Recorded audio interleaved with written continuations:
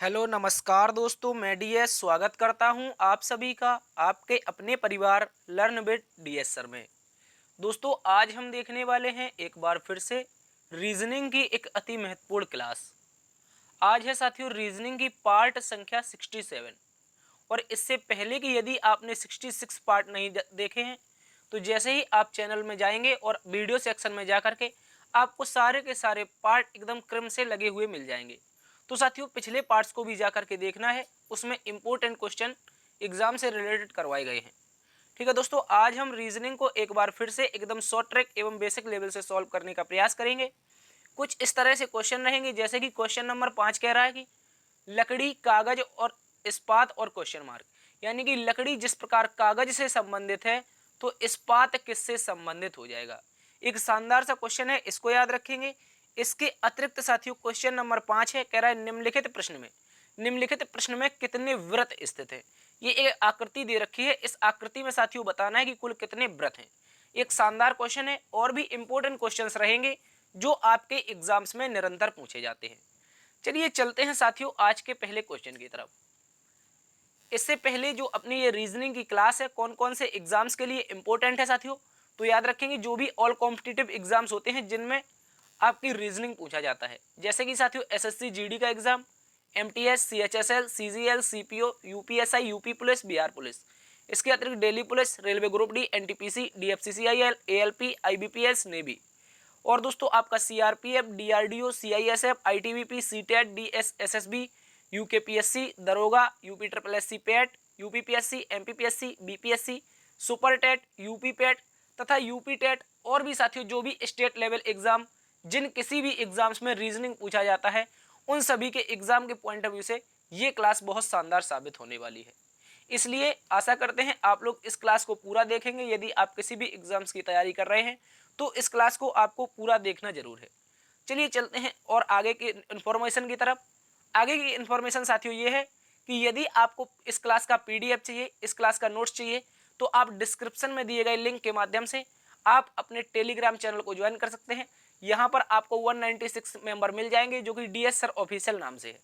ठीक है दोस्तों, तो आप इसको ज्वाइन भी कर लेंगे। यहाँ पर आपको निरंतर क्लास से संबंधित अपडेट, क्लास से संबंधित नोट्स और तथा जीएस जीके की संबंधित इन्फॉर्मेशन अदर चैनल की यहाँ पर प्रोवाइड की जाती है। तो दोस्तों आप इस चैनल को जरूर ज्वाइन कीजिएगा। तो चलते हैं साथियों आज के पहले क्वेश्चन की तरफ। आज का पहला क्वेश्चन हमारे सामने है। साथियों आज का पहला क्वेश्चन कह रहा है कि यहाँ पर कहा है कि लकड़ी जिस प्रकार कागज से संबंधित है तो इस्पात किससे संबंधित हो जाएगा।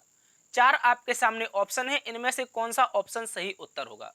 देखिए साथियों जो लकड़ी होती है इसका जो प्रयोग होता है वो कागज बनाने में किया जाता है। लकड़ी का प्रयोग किस में होता है, याद रखेंगे साथियों, कागज बनाने में किया जाता है।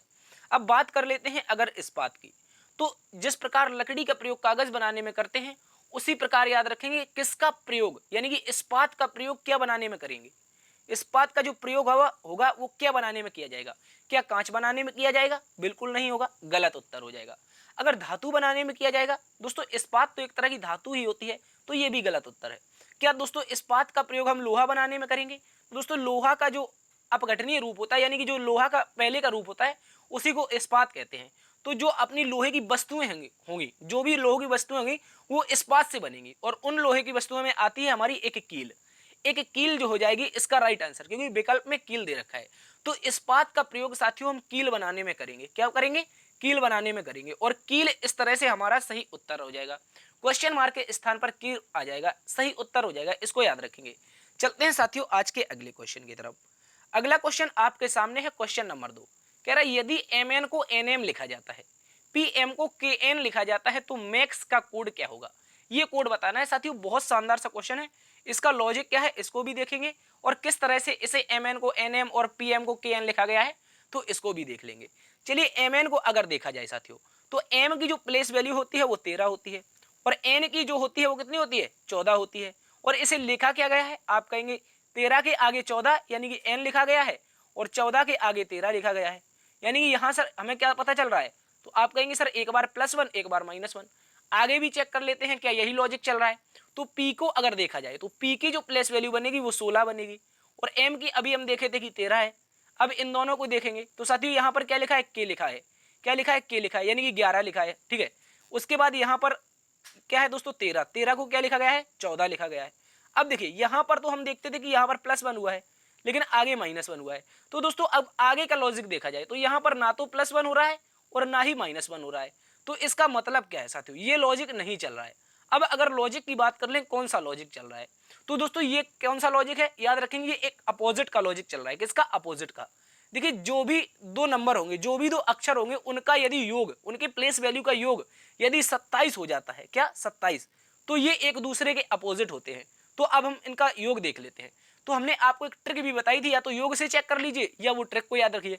ट्रिक बताई थी, आज बॉय 6 दूध वाला, इवनिंग फूफा जी, इसके बाद जीटी रोड हाई स्कूल, इसके बाद इंडियन रेलवे, फिर क्या था आपका जैकलीन थी, उसके बाद क्या था कमला पसंद खाया था, उसके बाद क्या था प्यार किया था, उसके बाद कहाँ पहुंचे थे, उसके बाद ठीक है मन पर पहुंचे थे। तो ये सारे के सारे अपोजिट होते हैं, एक ट्रिक होती है। तो अब मैक्स का कोड बताना है, किसका, मैक्स का। और एम का जो अपोजिट होता है साथियों, जो एम का अपोजिट होता है उसको आप लोगों को अच्छे से याद रखना है। तो एम का जो अपोजिट बनेगा वो एन बनेगा, क्योंकि हम इसको क्या पढ़ते थे, मन पढ़ते थे। अब ए की बात करें तो ए को क्या पढ़ते थे साथियों, आज पढ़ते थे, आज, ठीक है। और उसके बाद एक्स को क्या पढ़ते थे सर, 6 पढ़ते थे, सी एक्स पढ़ते थे। तो इस तरह से हमारा सही उत्तर बनेगा एन जेड सी। क्या बनेगा साथियों, एन जेड सी बनेगा। तो एन जेड सी कौन से ऑप्शन में दे रखा है, देखिए यहां पर देखा जाए तो एन जेड सी किसी ना किसी ऑप्शन में क्या दे रखा है। तो दोस्तों यहां पर एन एक्स जेड है, गलत है। एन जेड एम है तो गलत है। जेड एन एक्स है तो ये भी गलत है। यहां पर क्या है, एन जेड एक्स है। तो दोस्तों कहीं ना कहीं हमें लग रहा है कि इसमें मिस टाइपिंग है, इसमें मिस टाइपिंग है। आप एक ऑप्शन बना लेंगे एन जेड सी का, क्या बनाने लगे, एन जेड सी का ऑप्शन बना लेंगे, इसको आप लोग अच्छे से याद रखेंगे। तो मैक्स का कोड यही हो जाएगा एन जेड सी। शानदार सा क्वेश्चन है, सारा का सारा अपोजिट का क्रम था। चलते हैं अगले क्वेश्चन की तरफ। अगला साथियों क्वेश्चन नंबर 3 है। क्वेश्चन नंबर 3 कह रहा है निम्नलिखित प्रश्न, निम्नलिखित श्रृंखला को पूरा कीजिए। यानी कि एक शानदार सा क्वेश्चन है जिसमें हमें क्या बताना है, एक श्रृंखला दे रखी है, इस श्रृंखला को बताना है किस तरह से आगे चल रही है। तो साथियों अगर हम इसको देख लेते हैं, ये 2 है, यहाँ पर 9 है, यहाँ पर 28 है, क्वेश्चन मार्क है, उसके बाद आगे 126 है, 127 है और 344 है। तो अगर आप इस श्रृंखला को साथियों गौर से देखेंगे तो क्या ये किसी स्क्वायर या क्यूब के आसपास है, ये किसी स्क्वायर या क्यूब के आसपास है, ये भी अपनी स्क्वायर या क्यूब के आसपास है, और ये भी कैसे है, चलिए इसको चेक करके बताते हैं। देखिए अगर साथियों एक को देखा जाए, सॉरी ऑप्शन नंबर यानी कि पहली संख्या यानी कि 2 को देखा जाए तो 2 में लिखा गया है 1 का क्यूब प्लस में 1, क्या लिखा गया है, 1 का क्यूब प्लस में 1। उसी प्रकार 9 को देखते हैं, 9 को देखेंगे तो साथियों ये लिखा है 2 का क्यूब, क्या लिखा है याद रखेंगे, ये लिखा है 2 का क्यूब और प्लस में 1। यानी कि 2 का क्यूब जो बनेगा साथियों क्या बनेगा, आप कहेंगे सर 2 का जो क्यूब होता है वो 8 होता है, 1 जोड़ देंगे तो 9 हो जाएगा। इसके बाद क्या है, यहाँ पर हमें दे रखा है 28, और 28 को चेक करेंगे तो दोस्तों यहाँ पर 3 का क्यूब, 3 की पावर 3 27 और प्लस में 1 हो जाएगा 28। अगला नंबर क्वेश्चन मार्क है, तो अभी पता करना है। और आगे और साथियों देखा जाए, आगे और देखें तो 126, 126 का मतलब साथियों 5 का क्यूब, किसका, याद रखेंगे दोस्तों 5 का क्यूब, 126 का मतलब 5 का क्यूब और प्लस में 1। और आगे क्या है 217, 217 का मतलब होता है साथियों 6 का क्यूब प्लस में 1, 6 का क्यूब 216, 1 जोड़ेगा 217। अगला नंबर आ जाएगा 7 का क्यूब और प्लस में 1 कर देंगे, ठीक है। अब ये जो लॉजिक बना है, ये जो क्रम बना है, इसको आप लोग अच्छे से याद रखिए। 1 का क्यूब प्लस 1, 2 का क्यूब प्लस 1, 3 का क्यूब प्लस 1 और 5 का क्यूब प्लस 1। तो बीच में क्वेश्चन मार्क के स्थान पर क्या छूट रहा है, छूट रहा है साथियों 4 का क्यूब प्लस 1, ठीक है, 4 का क्यूब प्लस 1 छूट रहा है। जो 4 का क्यूब होता है साथियों वो 64 होता है, और 1 जोड़ देंगे तो क्या हो जाएगा 65, सही उत्तर हो जाएगा, क्या आ जाएगा 65। और क्वेश्चन मार्क के स्थान पर हमारा साथियों ऑप्शन नंबर बी सही उत्तर हो जाएगा। इसको आप लोग अच्छे से याद रखेंगे, मोस्ट इंपोर्टेंट क्वेश्चन है। चलते हैं दोस्तों अगले क्वेश्चन की तरफ। अगला question, question number 4। Question number 4 कह रहा है निम्नलिखित प्रश्न में पासे की 2 आकृतियां दी गई हैं, इसमें से 7 नहीं होना चाहिए, इनमें से 4 के विपरीत क्या होगा। यहां पर मिस टाइपिंग है, ठीक है, इसको आप लोग सुधार लेंगे। 4 के विपरीत बताना है क्या होगा। और अगर इसको साथियों देखा जाए, आप इस पासे में अब आपको कहीं भी किसी भी सतह पर 4 दिखाई नहीं दे रहा है, तो साथियों क्या इसका गलत उत्तर है, क्या ये गलत क्वेश्चन है, तो ये गलत नहीं है। इसको सोल्व करेंगे, जब भी ऐसा पासा आता है तो हमें क्या करना है, 2 समान सतह देखनी है, 2 समान सतह देखनी है। और समान सतह देखेंगे तो क्या है 3 और 3 दिखाई दे रहा है, सीधा क्या करेंगे, इनको या तो क्लॉकवाइज या तो एंटी क्लॉकवाइज घुमा देंगे। तो क्लॉकवाइज घुमाते हैं तो 3 के अपोजिट में क्या रख देंगे, 3 रख देंगे, ठीक है। आगे जो भी इसका अपोजिट बचेगा वो आ जाएगा। अब क्लॉकवाइज घुमाया पहला स्थान, तो अगला वाला क्या आएगा, 1 आएगा। और यहां से क्लॉकवाइज घुमाएंगे तो अपोजिट में क्या आ जाएगा सर, 5 आ जाएगा, ठीक है। और आगे यहां से क्लॉकवाइज घुमाएं, यहां से घुमाएं तो 1 के बाद 2 आएगा, और 5 से घुमाएं तो 1 क्या आ जाएगा, 5 के बाद 6 आ जाएगा। यानी कि अब बचा क्या, 5 में 6 सतहें होती हैं, तो कौन सी फलक बची, 4 नंबर की फलक बची। तो दोस्तों 4 के अपोजिट ही पूछा है, 4 के अपोजिट क्या हो जाएगा, 4 के अपोजिट बनेगा 3, ठीक है, क्या बनेगा 3। और 3 हमारा ऑप्शन नंबर ए में दे रखा है, ऑप्शन नंबर ए दोस्तों इसका सही उत्तर हो जाएगा। इस क्वेश्चन को दोस्तों आप लोग अच्छे से याद रखेंगे। चलते हैं आज के अगले क्वेश्चन की तरफ। क्वेश्चन नंबर 5, क्वेश्चन नंबर 5 दोस्तों कह रहा है दी गई प्रश्न आकृति में कुल कितने वृत्त स्थित हैं। इस आकृति में बताना है कि कुल कितने वृत्त स्थित हैं। तो दोस्तों अगर आसानी से गिन लिया जाए, आसानी से अगर गिन लिया जाए तो इसका राइट आंसर आ जाएगा। देखिए यहां पर 1, ये पूरा बड़ा वाला सर्कल 1 हो गया, ठीक है। इसके बाद यहां पर 2 हो गया, 3 हो गया, 4 हो गया, यहां पर हो जाएगा हमारा 5, कौन सा, ये वाला सर्कल, ठीक है, ये वाला 5 हो गया, ठीक है। इसके बाद यहां पर दोस्तों 6 हो जाएगा, कौन सा, ये बड़ा वाला, ठीक है, ये 6 हो गया। इसके बाद यहां पर हो गया 7, ये हो गया 8, यहां पर 9 और 10। टोटल कितने मिलेंगे, टोटल कितने वृत्त मिलेंगे, आप कहेंगे सर 10 मिलेंगे, इसके अतिरिक्त कोई नहीं है, ठीक है। इसके अलावा देखिए मैट के देखते हैं तो 4 इस श्रृंखला में दिखाई दे रहे हैं, 3 इस श्रृंखला में दिखाई दे रहे हैं, 2 इस श्रृंखला में और 1 इस श्रृंखला में, यानी कि 4 3 2 और 1, 4 3 7, 4 3 7, 7 2 9, 9 1 10, यानी कि इसका राइट आंसर ही 10 बनेगा, ऑप्शन नंबर बी सही उत्तर होगा। चलते हैं दोस्तों अगले क्वेश्चन की तरफ। अगला question, question number 6, question number 6 कह रहा है यदि जोड़ का अर्थ गुणा है, सॉरी यदि जोड़ का अर्थ गुणा है और गुणा का अर्थ जोड़ है, भाग का अर्थ माइनस है और घटाने का अर्थ क्या है दोस्तों, भाग है, तो समीकरण का सही उत्तर क्या होगा। चलिए इसको भी सॉल्व कर लेते हैं। तो सबसे पहले क्या लिखेंगे दोस्तों, हम समीकरण लिखेंगे। समीकरण को बिना सिंबल के लिख देते हैं 40, उसके बाद 8, उसके बाद 6, फिर से 6 और 5, ठीक है, इसको सॉल्व कर लेंगे। अब देखिए यहां पर करना क्या है, सिंबल को चेंज करना है। पहले स्थान पर माइनस है, तो माइनस का अर्थ क्या है दोस्तों, माइनस का अर्थ है, ये देखिए ये लिखा है, घटाने का अर्थ क्या है, भाग है, तो घटाने का अर्थ क्या कर देंगे साथियों, भाग रख देंगे। और प्लस का अर्थ क्या है, गुणा है। इसके अलावा अगर देखा जाए जो भाग है उसका अर्थ क्या है, घटाना है। और यहां पर क्या हो जाएगा हमारा, लास्ट में गुणा है, गुणा का अर्थ क्या हो जाएगा दोस्तों, गुणा का अर्थ ये दे रखा है जोड़, क्या दे रखा है, गुणा का अर्थ जोड़ है। चलिए सॉल्व करते हैं, तो क्या हो जाएगा, 8 पंचे 40, ठीक है, 5 गुणा में 6, ठीक है, और माइनस में 6 और प्लस में 5, 6 पंचे 30, 6 पंचे 30 हो जाएगा, और 30 में 5 जुड़ जाएगा 35 और माइनस में 6, ठीक है, यानी कि तो कितना हो जाएगा, 30 में से 5 जुड़ेगा 35, 35 में से 6 जाएगा तो 29 बचेगा, क्या बचेगा 29। और ऑप्शन नंबर ए में 29 दे भी रखा है, तो इस तरह से इस क्वेश्चन का भी उत्तर हमारा 29 बन जाएगा। इसको आप लोग अच्छे से याद रखेंगे, मोस्ट इंपोर्टेंट क्वेश्चन है। चलते हैं अगले क्वेश्चन की तरफ। अगला क्वेश्चन साथियों क्वेश्चन नंबर 7, क्वेश्चन नंबर 7 एक और इंपोर्टेंट क्वेश्चन कह रहा है निम्नलिखित प्रश्न में तीसरी संख्या का चौथी संख्या से संबंध ज्ञात कीजिए जो दूसरी संख्या का पहली संख्या से संबंध है। तो दोस्तों क्या है, दूसरी संख्या का जो पहली संख्या से संबंध है वही तीसरी संख्या का चौथी संख्या से संबंध बताना है। चलिए इसको देख लेते हैं। तो सबसे पहले क्या देखेंगे, यहाँ पर क्या लिखा है, एक बड़ा सा नंबर है और यहाँ पर कुछ दे रखा है, तो क्या इसको घटाने के अनुसार सॉल्व कर सकते हैं, क्या घटाने के अनुसार सॉल्व कर सकते हैं। चलिए देखते हैं, यहाँ पर क्या लिखा है 75 और 75 के साथ में 84 है, घटाना कितना है साथियों 53 62, 53 62 घटाना है। चलिए देख लेते हैं, तो 2 बचेगा 2 बचेगा 2 बचेगा और 2, यानी कि 2 2 2 2 घट रहा है हर बार, यानी कि 2222 घट रहा है, तो 2222 इसमें भी घटा देंगे, ये रहा 46, क्या रहा, ये रहा 46 73 और क्या हो जाएगा, जो भी आएगा 46 73 आएगा। और घटाना क्या है, घटा देंगे हम 2222 को तो हमारा अगला नंबर आ जाएगा। कैसे घटाएंगे, देखिए 7584 में 2222 घटाया था तो अगला आया, अब इसमें भी 2222 घटा देंगे तो अगला आ जाएगा, ठीक है। चलिए 2222 को रखते हैं, 22 22, ठीक है, ये हो जाएगा। और एक बचेगा, एक के बाद क्या बचेगा 5 बचेगा, यहाँ पर 4 बचेगा और 2 बचेगा, यानी कि 2451। और 2451 कौन से ऑप्शन में, सर ऑप्शन नंबर बी में दे रखा है, option number B question mark के स्थान पर आ जाएगा, इसको याद रखेंगे। तो चल क्या रहा था, पहले वाले नंबर को यहाँ पर घटा देना है, जो भी घटाना आएगा क्या घटाए 2222 घटाए, उसी प्रकार 4673 में 2222 घटा देंगे तो 2451 सही उत्तर हो जाएगा। चलते हैं अगले क्वेश्चन की तरफ। अगला क्वेश्चन साथियों क्वेश्चन नंबर 8 कह रहा है एक घड़ी को इस तरह रखा जाता है कि जब 12 बजे हो तो सुइयां उत्तर पूर्व की दिशा की ओर होती हैं, शाम 6 बजे घंटे की सुई किस दिशा में होगी। चलिए ये एक शानदार सा क्वेश्चन है डायरेक्शन एंड डिस्टेंस का, लेकिन इसमें घड़ी को मिक्स कर दिया है, ठीक है, याद रखेंगे।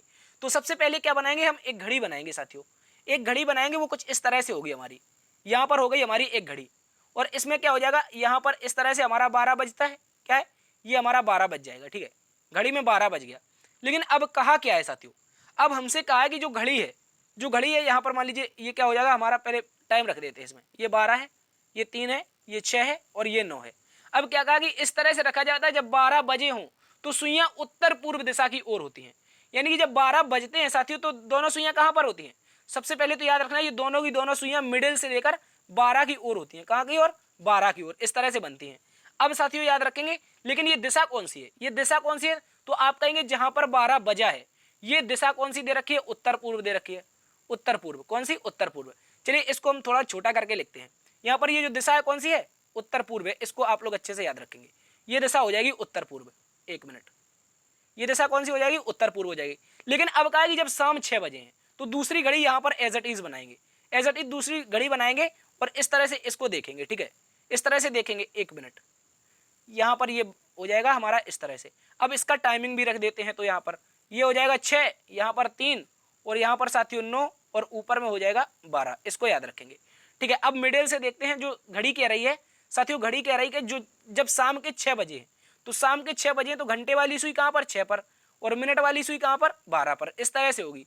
अब बताना है कि ये जो दिशा होगी घंटे वाली सुई की दिशा कौन सी हो जाएगी, ये दिशा कौन सी है, क्योंकि हमें पता है ये उत्तर पूर्व दिशा है। ये दिशा अगर उत्तर पूर्व है तो ये वाली कौन सी हो जाएगी साथियों, पूर्व हो जाएगी। तो ये कौन सी हो जाएगी, ये वाली साथियों दक्षिण पूर्व हो जाएगी। और दक्षिण कहाँ पर बनेगी, दक्षिण ये वाली बन जाएगी। आगे क्या हो जाएगी, ये हो जाएगी साथियों दक्षिण पश्चिम। क्या हो जाएगी, दक्षिण पश्चिम।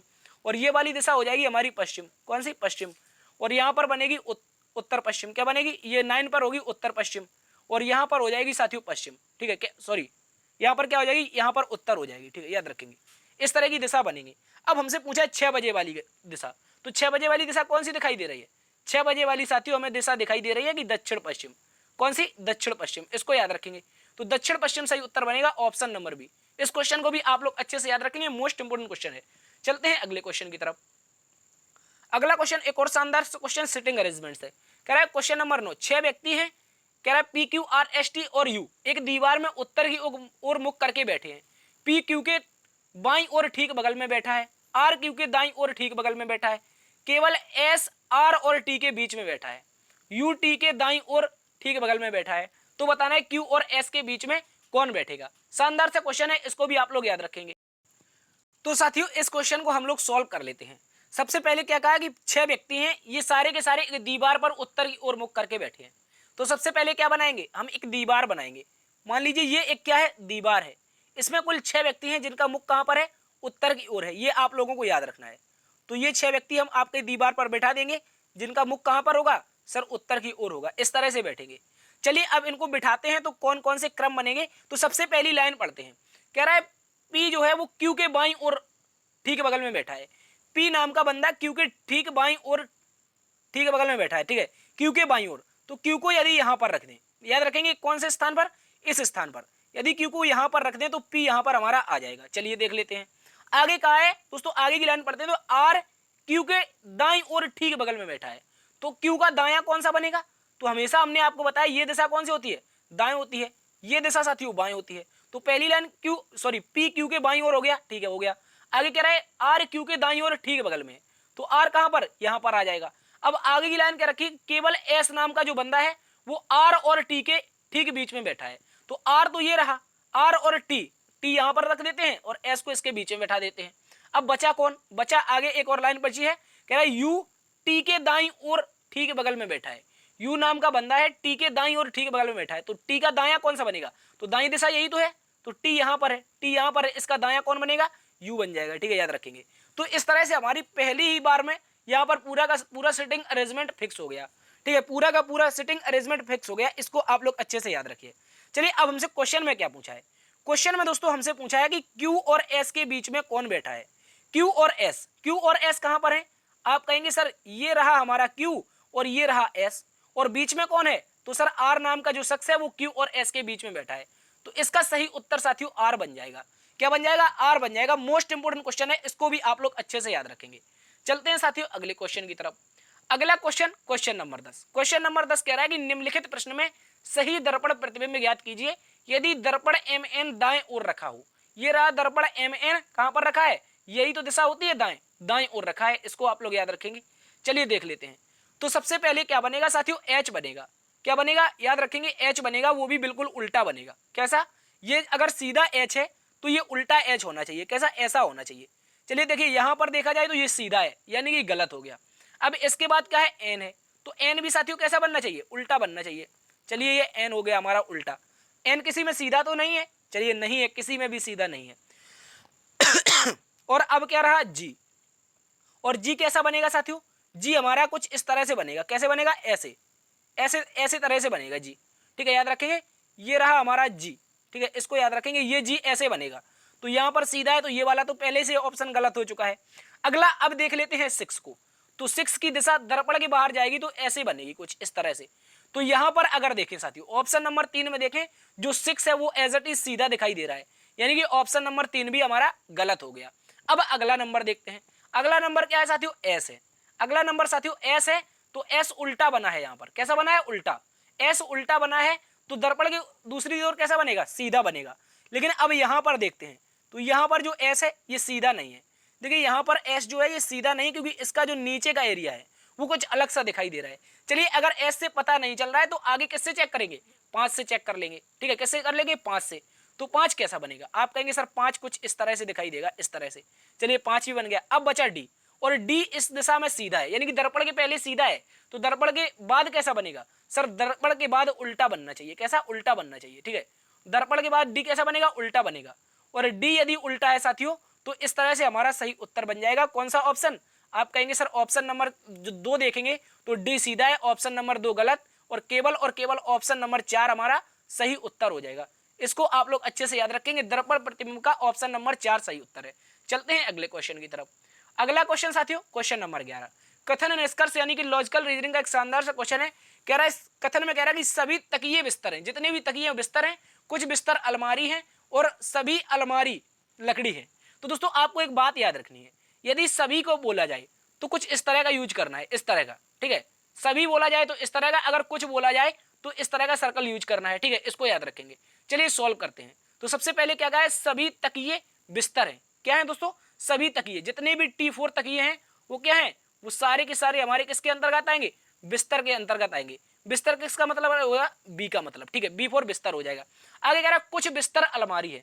मान लीजिए कुछ बिस्तर हैं, कुछ बिस्तर हैं, मान लीजिए इतना इतना सा पार्ट का है बिस्तर का, ये क्या हो जाएगा, A4 अलमारी हो जाएगा। आगे कह रहा है सभी अलमारी लकड़ी है। दोस्तों जितना भी अलमारी का पार्ट है ये किसके अंतर्गत आ जाएगा, तो आप कहेंगे सर L4 लकड़ी के अंतर्गत आ जाएगा। इसको याद रखेंगे। तो कुछ इस तरह का हमारा आरेख बनेगा साथियों, कुछ इस तरह का आरेख बनेगा, इसको याद रखेंगे। अब कहा है कि कुछ बिस्तर तकिए हैं।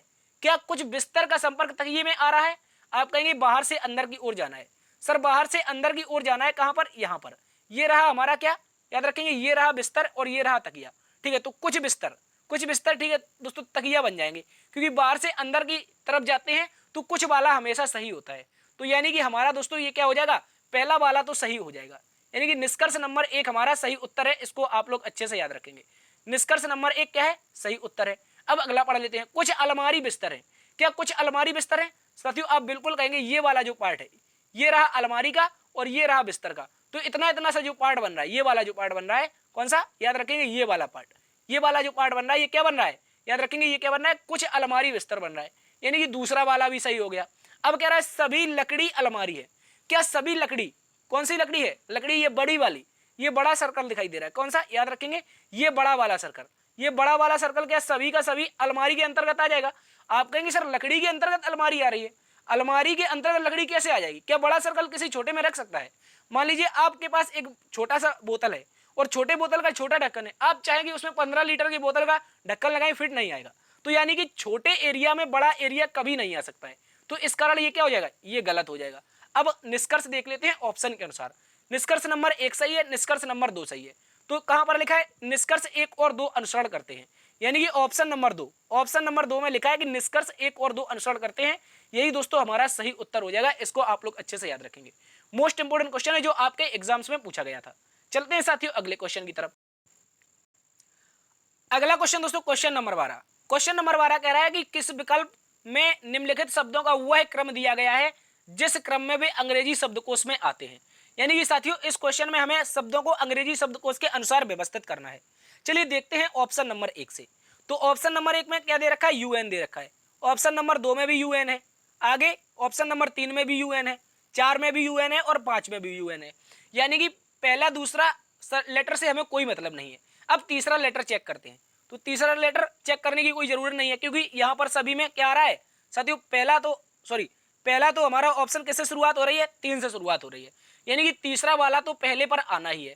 तो पहला तो ये हो गया, ठीक है, पहला ये हो गया। अब बचा कौन सा, अब बचा 2 या 4, 2 या 4 को चेक करते हैं। 2 या 4 में पहले कौन आएगा। तो दोस्तों आप देखेंगे यहाँ पर यदि देखा जाए तो यहाँ पर 2 में क्या दे रखा है, आई दे रखा है, 2 में आई दे रखा है, मतलब 9 पर होता है। और यहाँ पर आपको एच दे रखा है जिसका प्लेस वैल्यू 8 होता है। तो अब 8 पहले आएगा कि 9 आएगा, आप कहेंगे सर 8 पहले आएगा। 8 पहले आने का मतलब है कि दूसरे नंबर पर सर कौन आएगा, आपका ऑप्शन नंबर 4 आएगा। तो ये दोनों के दोनों विकल्प हमारे गलत हो गए। अब बचते हैं कौन सा, या तो 2 को चेक करें या तो 5 को चेक करें। कौन क्यों करें, क्योंकि देखो यहाँ पर देखिए, यहाँ पर या तो 2 आएगा अगला नंबर या तो 5 आएगा, 3 और 4 में। तो 2 और 5 को चेक कर लेते हैं। 2 और 5 में क्या हो जाएगा, देखिए 3 नंबर तक चेकिंग हो चुकी है। अब देखिए यहाँ पर दूसरा नंबर में क्या है, सी है, यानी कि 3 पर आता है।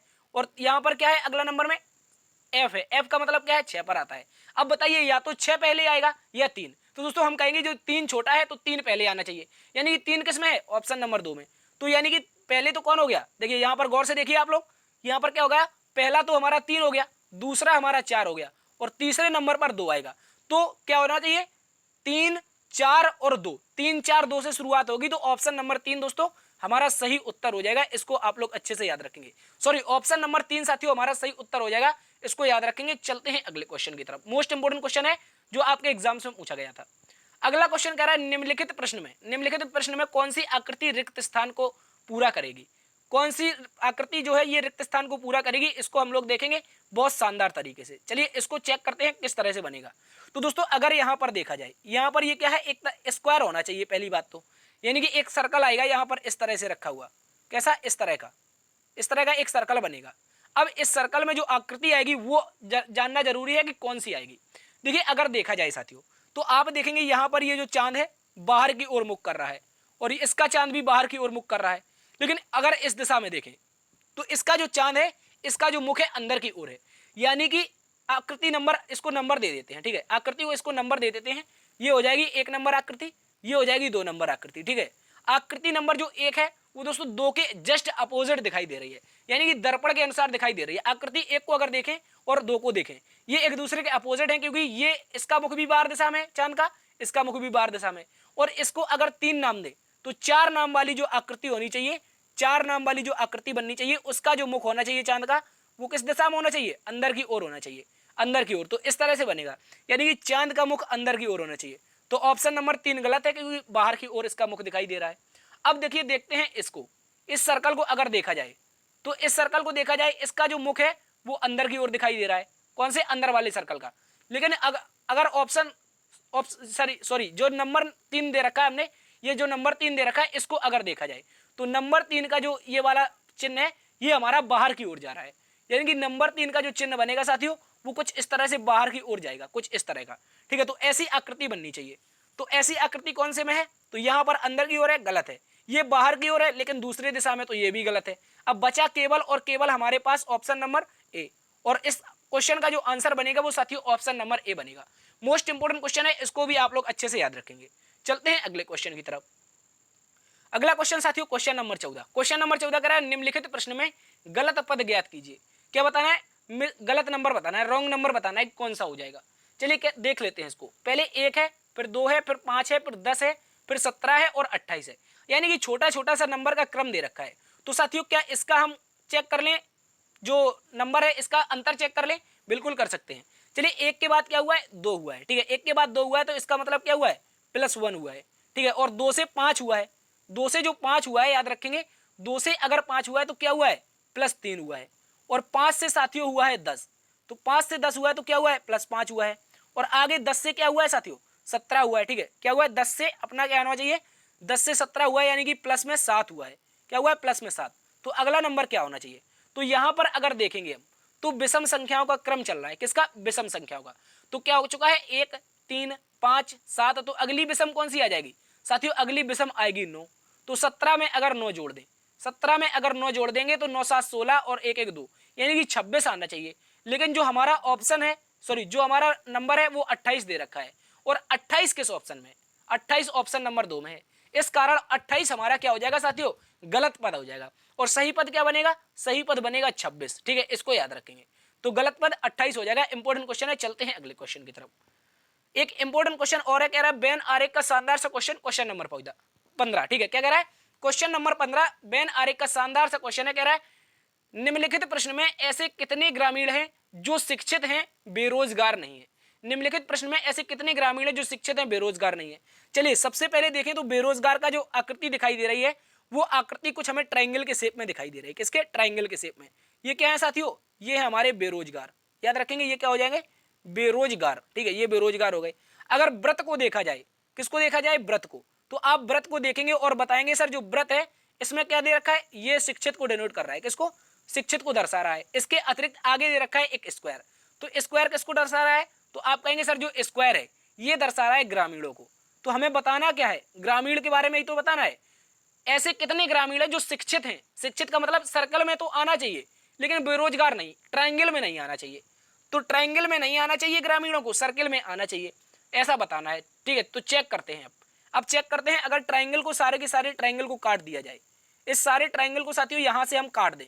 ठीक है, ये जितने भी ट्राइंगल के अंतर्गत लोग आएंगे ये सारे के सारे काट देंगे क्योंकि बेरोजगार हमसे नहीं पूछा है। ऐसे ग्रामीण बताना है जो शिक्षित हैं बेरोजगार नहीं है। तो ट्राइंगल वाला तो गलत हो गया। अब ग्रामीण हमारे किस में थे, स्क्वायर में थे। ठीक है, स्क्वायर में ग्रामीण है लेकिन ये 20 है, लेकिन ये शिक्षित भी नहीं है। याद रखेंगे ये शिक्षित में नहीं आ रहे क्योंकि शिक्षित किसमें है, सर्कल में है। और सर्कल और जो स्क्वायर में आएगी वही सही नंबर आएगा। सर्कल और स्क्वायर में कौन सा नंबर दिखाई दे रहा है, आप कहेंगे सर यहां पर अगर गौर से देखा जाए तो 9 नंबर। कौन सा, 9 नंबर।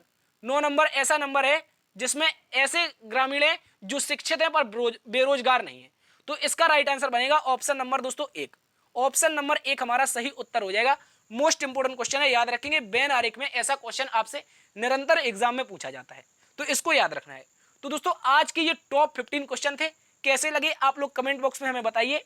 आशा करते हैं आज की क्लास आपको पसंद आई होगी। यदि पसंद आई है तो एक बार से दोस्तों में इस सेशन को जरूर शेयर कीजिए।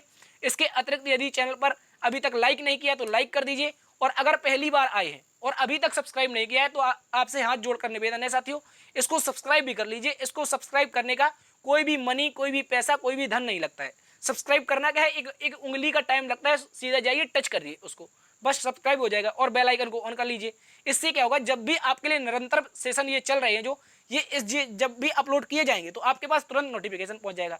और दोस्तों आपकी तैयारी मजबूत होती रहेगी। ठीक है, तो इस तरह के निरंतर प्रैक्टिस देखने के लिए अपने चैनल को सब्सक्राइब कीजिए और अपना रिव्यू जरूर देके बताना कि क्लास कैसी है, अच्छी है, बुरी है, जैसी भी है आप लोग कमेंट बॉक्स में जरूर इसका रिव्यू दीजिए। ठीक है, देखते रहिए आपका अपना परिवार लर्न विद डीएस सर। मिलते हैं कल एक नई क्लास में नई ऊर्जा के साथ, तब तक के लिए अपना ख्याल रखना। जय हिंद, जय भारत।